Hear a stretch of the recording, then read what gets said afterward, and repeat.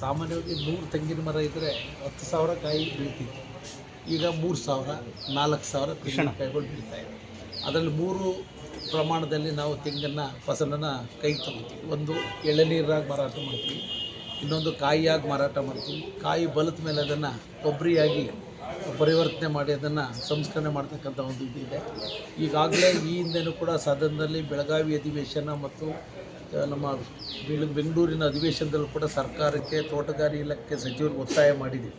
ಇದೇನೈತೆ ತೆಂಗು 4 ರೋಗಗಳಿಂದ ಇವತ್ತು ತತ್ತರಿಸ್ತಾ ಇದೆ. ಒಂದು ಕಡೆ ನುಸಿ ರೋಗ, ಒಂದು ಕಡೆ ಗರಿ ರೋಗ, ಕಾಂಡ ರೋಗ, ಸುಳಿ ರೋಗ. ಇದರಿಂದ ತುಂಬ ಫಸಲಿನ ಮೇಲೆ ಪರಿಣಾಮ ಬೀರ್ತಾ ಇದೆ. ರೈತರಿಗೆ ಇಳುವರಿ ಬರ್ತಾ ಇಲ್ಲ.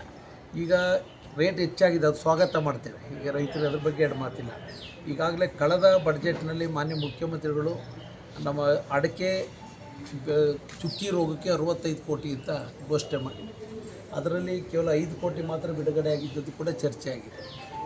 ಈ ವರ್ಷದ ಬಡ್ಜೆಟ್ ಅಲ್ಲ, ಹಿಂದಿನ ಬಡ್ಜೆಟ್ನಲ್ಲಿ ತೆಂಗು ಯಾವ ರೋಗ ಬಾಧೆಗಳಿಂದ ತತ್ತರಿಸ್ತಾ ಇದೆ ಅದನ್ನು ಪರೀಕ್ಷಿಸ್ತೀವಿ, ಮುಂದಿನ ಬಡ್ಜೆಟ್ನಲ್ಲಿ ಘೋಷಣೆ ಮಾಡ್ತೀವಿ, ಅನುದಾನ ನೀಡ್ತೀವಿ ಅಂತ ಹೇಳಿದ್ರು. ಅದಕ್ಕೆ ಬೇಕಾದಂಥ ಫೆಸ್ಟಿಸೈಡ್ಸು, ಅದಕ್ಕೆ ಬೇಕಾದಂಥ ಒಂದು ಏನೇನು ರೋಗಗಳನ್ನು ನಿಯಂತ್ರಣವನ್ನು ಮಾಡುವಂಥ ನಿಟ್ಟಿನಲ್ಲಿ ಕ್ರಮ ತಗೋತೀವಿ. ಈ ಬಡ್ಜೆಟ್ನಲ್ಲೂ ಕೂಡ ಅನುದಾನವನ್ನು ಒದಗಿಸಿಲ್ಲ. ಈ ಮೂಲಕ ಕಡೆ ಪಕ್ಷ 100 ಕೋಟಿನಾದರೂ ಕೂಡ ಅನುದಾನವನ್ನು ಒದಗಿಸಿ ಆಯಾ ತಾಲೂಕಿನ ತೋಟಗಾರಿಕಾ ಸಹಾಯಕರ ಕಚೇರಿ ಮತ್ತು ಹೋಬಳಿ ಸಹಾಯಕರ ಕಚೇರಿಗಳ ಮೂಲಕ ರೈತರಿಗೆ ಬೇಕಾದಂಥ ತೆಂಗಿಗೆ ಬೇಕಾದಂಥ ಔಷಧಿಗಳನ್ನು ವಿತರಿಸ್ತಕ್ಕಂಥದ್ದಕ್ಕೆ ಕ್ರಮ ವಹಿಸಬೇಕು ಅಂತ ನನ್ನ ಮೂಲಕ ಒತ್ತಾಯ ಮಾಡ್ತೇನೆ. ಏಕೆಂದರೆ ಮಾನ್ಯ ತೋಟಗಾರಿಕಾ ಸಚಿವರು ಇದ್ರ ಬಗ್ಗೆ ಎಷ್ಟರ ಬಗ್ಗೆ ಪರಿಣಾಮಕಾರಿಯಾಗಿ ಕೆಲಸ ಮಾಡ್ತಿದ್ದಾರೋ ನನಗೆ ಗೊತ್ತಿಲ್ಲ.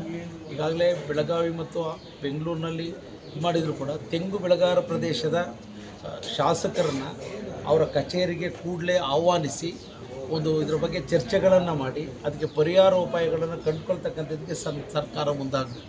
ಇವತ್ತು ರೈತ ಈ ದೇಶದ ಬೆನ್ನೆಲುಬು. ಏಕೆಂದರೆ ಇವತ್ತು ರೇಟ್ ಜಾಸ್ತಿ ಇರ್ತದೆ, ಅವನಲ್ಲಿ ಫಸಲೇ ಕೈಗೆ ಸಿಗದವ್ರು ಏನು ಲಾಭ ಸಿಗಲ್ಲ. ಅದು ತೊಂದರೆ ಆಗ್ತಾ ಇರ್ತಕ್ಕಂಥ ಒಂದು ಹಿನ್ನೆಲೆಯಿಂದ ಇವತ್ತು ಮುಂದಿನ ದಿನಗಳಲ್ಲಿ ಇರ್ತಕ್ಕಂಥ ತೆಂಗುಗಳನ್ನ ಉಳಿಸುವಂಥ ನಿಟ್ಟಿನಲ್ಲಿ ಸರ್ಕಾರ ಕ್ರಮವನ್ನು ವಹಿಸಬೇಕು. ಒಂದು ಕಡೆ ಅತಿಯಾದಂಥ ಬಿಸಿಲಿನಿಂದ ತೆಂಗಿನ ಗಿಡ ಒಣಗೋಗ್ತಾ ಇದ್ದಾವೆ, ಒಂದು ರೋಗಗಳಿಂದ ಕೂಡ ತೊಂದರೆ ಆಗ್ತಾಯಿದೆ. ಆ ಹಿನ್ನೆಲೆಯಲ್ಲಿ ಸರ್ಕಾರ ರೈತರ ಬೆನ್ನಿಗೆ ನಿಲ್ಲಬೇಕು ಅಂತ ಈ ಮೂಲಕ ಒತ್ತಾಯ ಮಾಡಿದೆ.